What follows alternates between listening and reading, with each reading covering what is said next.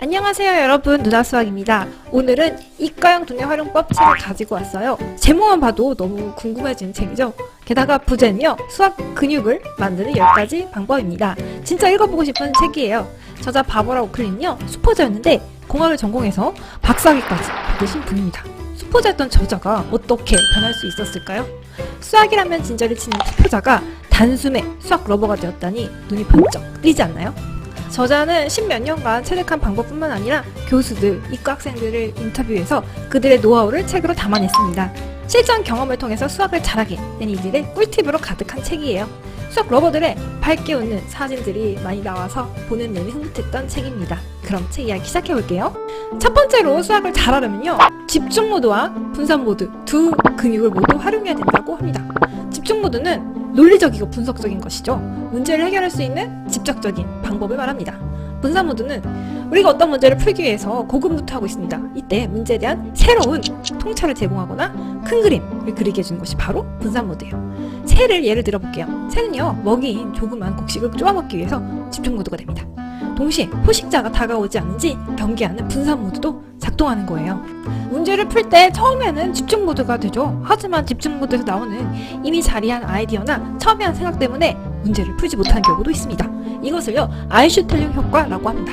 기존의 잘못된 접근법으로 어떤 문제를 풀거나 개념을 이해하는데 방해를 받아서 꼼짝 못하게 되는 현상이에요.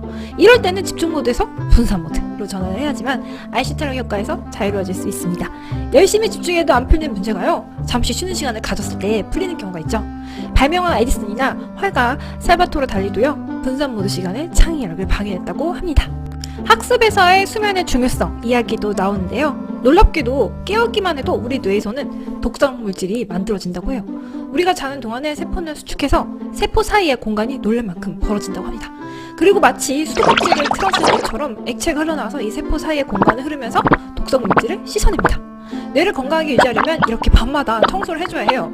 잠을 너무 적게 자면 이 독소가 쌓이기 때문에 명료하게 사고를 할 수 없다고 합니다. 연구 결과에 따르면 수면은 기억과 학습에서 무척 중요한 역할을 합니다. 자는 동안 이뤄지는 이 특별한 정리 작업을 통해 사소하고 쓸모없는 기억은 삭제되고 중요한 기억은 강화된다고 해요. 또 무언가를 배울 때 어렵고 힘든 부분이 잠을 자는 동안 중에서 반복 연습된다고 합니다. 마지막으로 수면을 통해 어려운 문제를 해결하며 지금 학습 중인 문제를 이해하고 그 의미를 찾는 능력이 크게 향상된다고 합니다. 자는 동안 문제 해결을 위한 뇌 영역들이 모여서요, 신경학적인 해법을 만든다고 해요. 그러니 피곤하다면 일단 자고요, 다음날 문제를 풀어보는 것을 추천하고 싶습니다. 또한 수학을 잘하려면 기억 덩어리를 잘 만들어야 합니다. 기억 덩어리란 의미를 통해서 서로 결합하는 정보 조각을 말해요. 아이디어나 개념을 한 개 뭉치면요, 그에 따른 세부사항은 전부 기억할 필요가 없어요. 핵심 개념, 다시 말해서 덩어리만 기억하면 충분합니다. 그렇다면 수학을 공부할 때 어떻게 생각 덩어리를 만들까요? 첫 번째, 덩어리 짓고자 하는 정보에 집중해야 합니다. TV나 핸드폰을 보면 안 되고요, 새로운 신경 패턴을 만들어 두뇌의 기존 패턴과 연결되도록 집중해야 합니다. 두 번째로, 덩어리로 만들려는 기본 개념을 일단 이해해야 합니다. 이해란 기억들을 서로 묶는 강력 접착제 같은 것이에요. 이해하지 않고 덩어리를 만들 수 있을까요? 가능은 하지만 다른 내용과 어울리지 못하는 쓸모없는 덩어리가 될 거예요. 세 번째로, 그 덩어리를 어떻게 활용하는지 뿐만 아니라 언제 활용할지도 이해하는 맥락을 파악해야 합니다. 수학 문제를 풀다 보면 이런 풀이 과정이 왜 그렇게 작동하는지 배우게 되고 근본 개념을 이해하게 됩니다. 그러면요, 새로운 문제에 쉽게 적응하게 되죠. 무엇인가를 처음 배워서 학습 패턴으로 형성하려면 반복하고 연습해야 합니다. 상당한 반복 연습을 통해서 덩어리를 구축해 전문 지식을 다져야지만 수학을 제대로 학습할 수 있습니다. 그럼 덩어리를 잘 만들 수 있는 방법은 어떤 게 있을까요?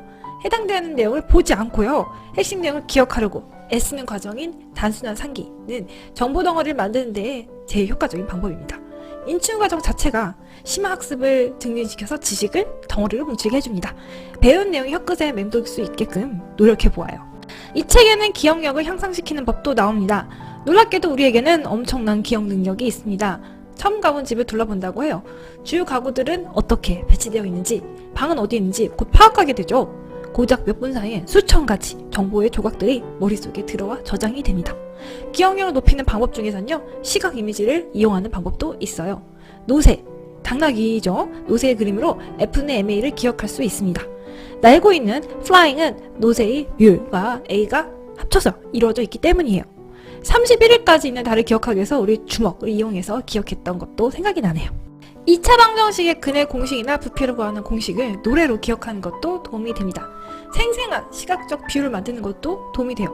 미적분의 극한을 익힐 때 결승점을 향해 달려가는 육상선수를 상상하면 좀 더 외우기 좋겠죠? 성과 두뇌는 직접 연결되므로 필기 내용을 다시 옮겨 쓰거나 노트에 정리하면 내용이 좀 더 기억에 남습니다. 이 책에는 시험을 잘 치르는 방법도 나옵니다.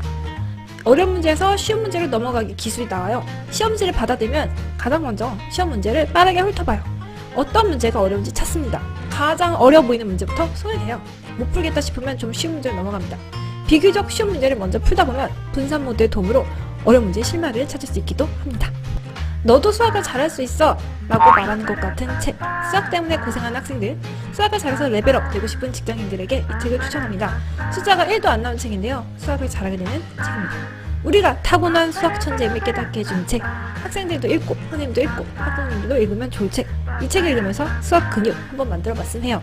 그럼 저는 다음 영상에서 만날게요. 문화수학 구독 꼭꼭 눌러주세요.